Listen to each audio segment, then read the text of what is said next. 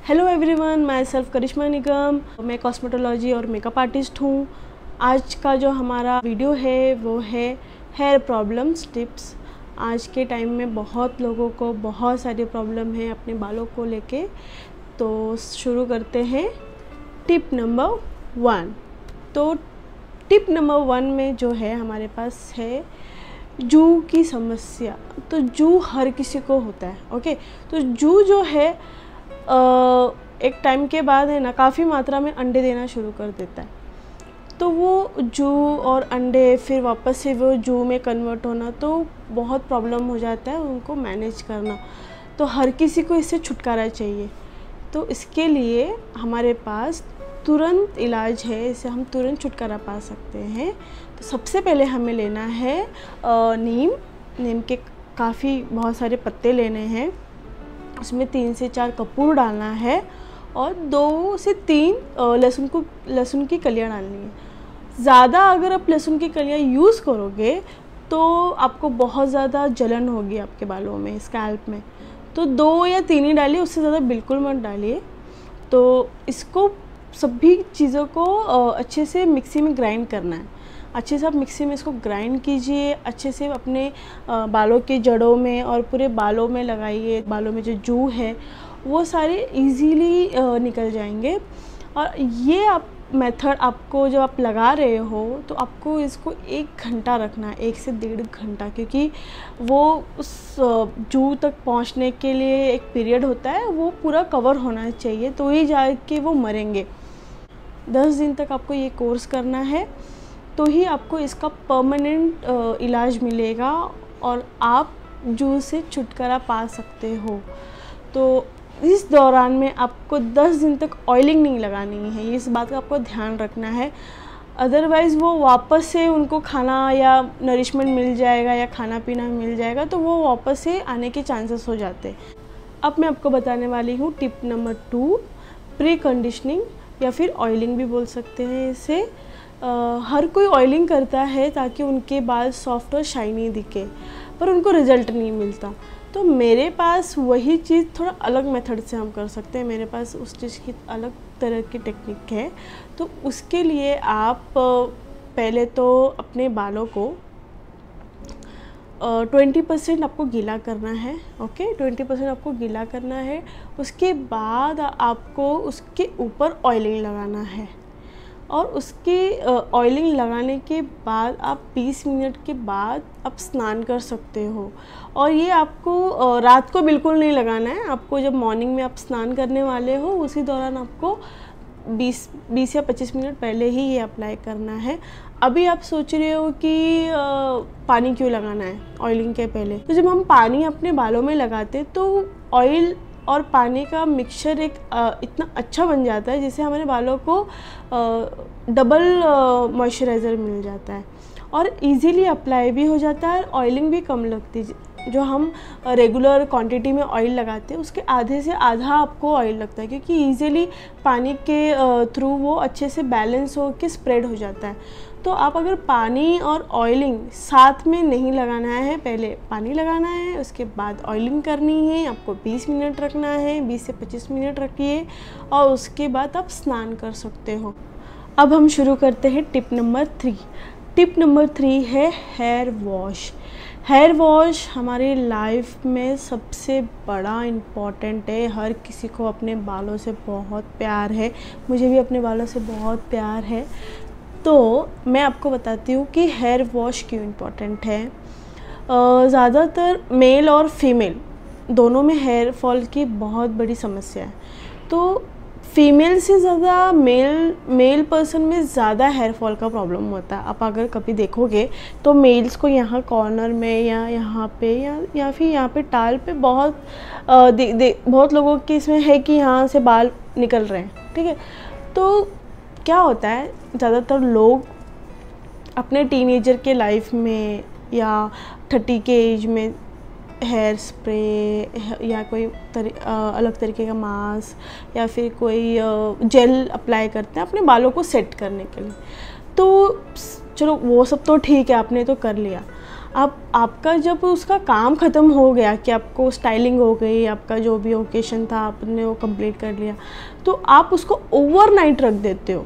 तो ओवरनाइट रखने से आपके बाल डैमेज होने लगते हैं। तो इस बात का आपको ध्यान रखना है कि आपको कोई भी प्रोडक्ट आप अपने बालों पे लगाते हो तो आपको ओवरनाइट तो बिल्कुल नहीं रखनी है। और सेकेंड थिंग ये है कि काफ़ी मेल सोचते हैं कि अरे मेरे बाल गिर रहे हैं तो मैं अल्टरनेट वॉश करूँ, ठीक है, एक दिन छोड़ के एक दिन में हेयर वॉश करूँ तो मेरे बाल बचे रहेंगे। ऐसा बिल्कुल मत सोचिए। एक तो आपके बालों की लेंथ बहुत छोटी है, तो जिसकी वजह से हमारा जो इंडिया का जो पॉपुलेशन है, या पॉल्यूशन आप बोल सकते हो, पॉपुलेशन तो हमारे इंडिया का तो काफ़ी ज़्यादा ही है, पॉल्यूशन उससे भी ज़्यादा है। तो वो जो पॉल्यूशन है वो आपके बालों में जाके एक डस्ट होता है, वो आपके स्कैल्प में जाके बुरी तरीके से चिपक जाता है और वो आपको फील नहीं होता है, क्योंकि एक ऑयल बेस में वो चिपचिपाहट जैसी आपको फील होगी। तो आपको डेली हेयर वॉश करना है, अदरवाइज़ वो डस्ट और ऑयल सब मिक्स हो के आपके हेयर फॉल होने स्टार्ट हो जाएंगे। आपको किसी भी तरीके का नरिशमेंट नहीं मिलेगा। अगर आप कोई अच्छा हेल्दी खाना भी खा रहे हो तो वो आपके बालों तक तो नहीं पहुंच सकता। तो आपको डेली हेयर वॉश करना है मेल्स को। और फीमेल्स जो है, जैसे ज़्यादातर वो लोग ओपन हेयर रखते हैं ज़्यादातर, अगर वो उस तरीके से मैनेज करना चाहती है तो उनको अल्टरनेट हेयर वॉश करना बहुत ज़रूरी है, क्योंकि ओपन हेयर्स बहुत जल्दी डस्ट पकड़ लेता है फीमेल्स के लिए। तो अगर आपको डेली रूटीन में ओपन हेयर आप रख रहे हो, या आप किसी तरीके का हीट लगा रहे हो अपने बालों में, या स्टाइलिंग वगैरह ऐसा कुछ कर रहे हो, या प्रोडक्ट यूज़ कर रहे हो, तो प्लीज़ अल्टरनेट डे आप हेयर वॉश करो। और जो टाई करते हैं, या कोई लेडीज़ पल्लू रखती है, या कोई स्कार्फ बांधा है किसी ने, वो लेडीज़ को एटलीस्ट वीक में 2 बार तो हेयर वॉश करना बहुत ज़रूरी है, नहीं तो उनके बाल डैमेज शुरू होना चालू हो जाएंगे। क्योंकि बंद बालों में एक उमस होती है और वो स्मेल भी होती है, तो उससे आपके बाल तो डैमेज होंगे, प्लस आपके बाल टूटेंगे और आपको डैंड्रफ होने के चांसेस बढ़ जाते हैं, क्योंकि मॉइस्चर हो जाता है काफ़ी। तो आपको हेयर वॉश करना है अच्छी तरीके से, हफ्ते में 2 बार, वीकली बिल्कुल नहीं करना है। चलो हम बाल बांधते हैं, हम कहीं नहीं जाते तो हम हफ्ते में 1 ही बार हेयर वॉश करेंगे, ऐसा बिल्कुल मत कीजिए प्लीज़, नहीं तो आपके बाल पूरी तरीके से ख़राब हो जाएंगे और वो आपकी बहुत अच्छी सुंदरता है, तो उस पर आपको प्लीज़ ध्यान रखना है। तो इसको आपको हमेशा ध्यान रख के अपने बालों को, अपने आप को और अपनी निखार को आपको हमेशा बरकरार रखना है। तो इस चीज़ का आप ध्यान दीजिए, आपको किस तरीके से मैनेज करना है आपके बालों को। अब हम शुरू करते हैं टिप नंबर 4। तो टिप नंबर 4 में मैं आपको बताना चाहूँगी हमारे बालों की स्प्लिट एंड्स, जिसे हम 2 मुँहे बाल भी कहते हैं। ज़्यादातर ये लेडीज़ में इशू होता है, मेल्स में तो बिल्कुल भी कोई प्रॉब्लम नहीं है, वो तो हर एक या 1.5 महीने में तो अपना हेयर कट कर ही लेते हैं। पर लेडीज़ जो हैं वो अपना हेयर कट 6 मंथ या 1 साल या 1.5 साल पे, जैसा जिसको कंफर्टेबल हो वो वैसा अपना हेयर कट तो कर लेते हैं। पर उस दौरान वो भूल जाते हैं कि उनके बालों में स्प्लिट एंड्स है या नहीं, 2 मुँहे बाल है या नहीं। तो 2 मुँहे बाल जो होते हैं वो हमारे बालों के एंड्स में होते हैं। ओके, तो हमेशा हमको उस चीज़ का ध्यान रखना है कि हमारे बालों में स्प्लिट एंड्स है तो उसे क्या करना है। तो पहली बात तो आपको उसको कट करना है, कट करना बहुत ज़रूरी है। अगर आपके 2 मुँहे बाल है और आपके बाल बढ़ रहे हैं तो आपके बाल को जो डायरेक्शन देना है वो बढ़े किस तरफ, इस तरफ बढ़े या इस तरफ बढ़े, तो जिसकी वजह से बालों की जो लेंथ है वो बढ़ नहीं पाती है, क्योंकि उसको डायरेक्शन ही नहीं मिल रहा कि वो राइट में जाए या लेफ़्ट में जाए। तो हमेशा आपको इस बात का ध्यान देना है कि उसको हेयर स्प्लिट एंड्स को कट करना है। तो अगर आप अगर से नहीं भी कट करोगे तो आपकी प्रॉब्लम्स क्या है। एक तो आप जो हेल्दी खाना खा रहे हो, जैसे विटामिन्स, मिनरल या कोई भी तरीके का आप सोर्स ले रहे हो, तो वो एक तो आपके बालों को नहीं पहुंचेगा। अगर वो बाल को मिलेगा तो वो बाल बढ़ेंगे नहीं। तो आपको पहले तो स्प्लिट एंड्स कट करने हैं और अपना हेल्दी डाइट खाते रहना है और अपने बालों का ध्यान रखना है और अपने बालों को बढ़ाते रहना है। तो इस बात का आप ध्यान रखिए। Cut your split ends.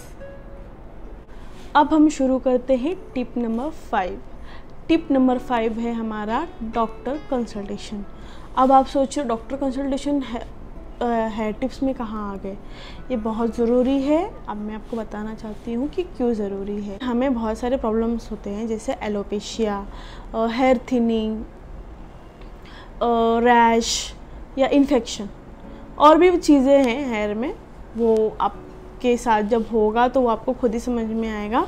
जो आप सोच रहे हो कि एलोपेशिया क्या है, एलोपेशिया एक तरीके का हेयर फॉल होता है जो एक गुच्छे की तरह हमारे कहीं पे भी एरिया में से वो फॉल हो जाता है। पूरा सर्टन चिकना हो जाता है, हमारा स्काल्प पूरा चिकना हो जाता है, पूरा वो गिर जाता है।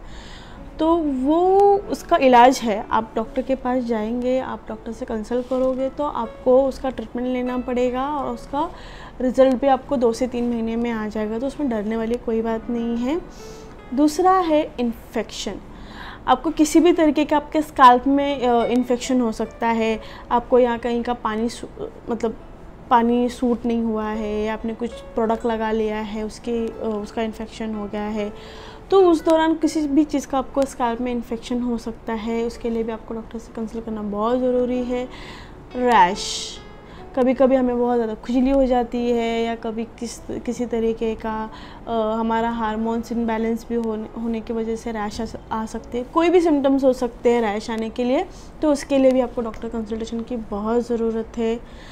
हेयर थिनिंग तो बाल पतले हो जाते हैं, बेजान हो जाते हैं, हेयर फॉल होने लगता है, हमारा इंटरनल इशू की वजह से थिनिंग होने लगता है, टाल दिखने लगता है।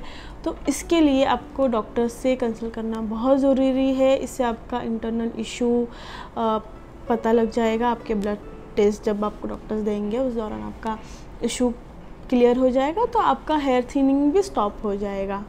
तो ऐसे हमारे पास तो बहुत सारे इश्यूज़ है अपने हेयर को लेके, तो उस चीज़ का आपको ध्यान रखना है। आपके पास जो नज़दीकी में जो भी डर्मेटोलॉजिस्ट डॉक्टर हैं, आप उनके पास जाके अपना कंसल्टेशन कर सकते हो।